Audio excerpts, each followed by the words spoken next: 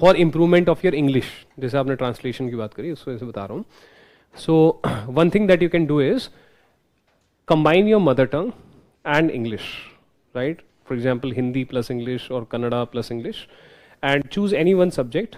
And there you can decide that instead of making its summary based notes, I'm going to open the recorder, phone recorder, right? I'm going to start recording. Before I start recording, I'll read half a page or one page, and then in my English, that is in my mother tongue plus English, with focus on saying as much English as possible, I'm going to explain it to myself that what is happening in this page or in this particular article of the Constitution of India or in this particular law or scheme of the Government of India, right? So therefore half page pause कर दिया, फिर दोबारा पढ़ा, दोबारा record किया, again pause.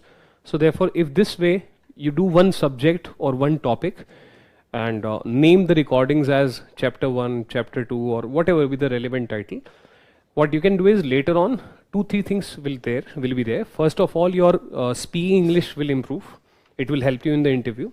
Second of all, you'll have a better understanding of that topic, because ये जो लोग कहते हैं ना that शीशे के सामने खड़े होकर इंग्लिश बोलो, stand in front of the mirror and speak English, these things they do not work, because I don't know, मतलब you will stand, maybe पता नहीं, I try to stand, मुझे तो हंसी आ जाती कि क्या नौटंकी, right?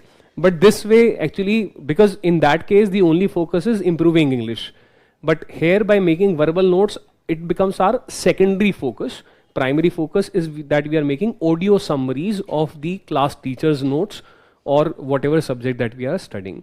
So we gain in terms of understanding, we gain in terms of spoken English, right? Our personality also improves.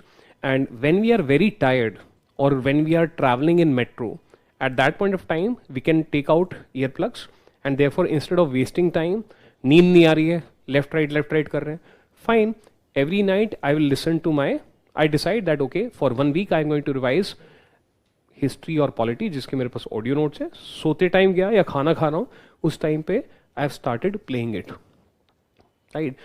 Because at times we are so tired, हमारी eyes थकी होती हैं, our eyes are tired, we are not in the mood of opening a book. But अगर हमें कोई बोल के सुना दे तो शायद सुन लेंगे, बिकॉज अदरवाइज फिजिकल स्टैमिना नहीं है अभी.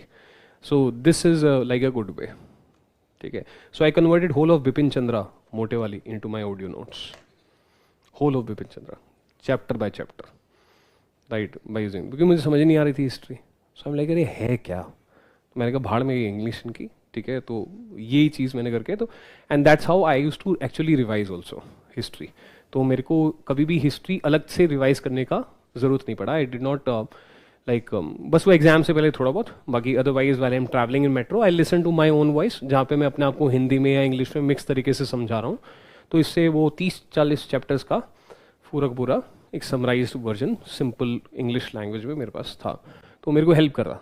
तो शायद आपको भी हेल्प करे, ठीक है. Otherwise to begin with my spoken English was also not good. I think this benefited.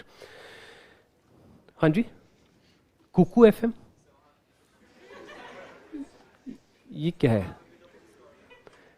Books का ऑडियोज कुकू एफएम पे, हाँ वहाँ पे बुक्स का ऑडियो है, बट मैं यहाँ पे आपको कह रहा हूँ आप अपनी आवाज़ में रिकॉर्ड करें, तो उसमें आप अपनी आवाज़ में भी रिकॉर्ड कर सकते हैं.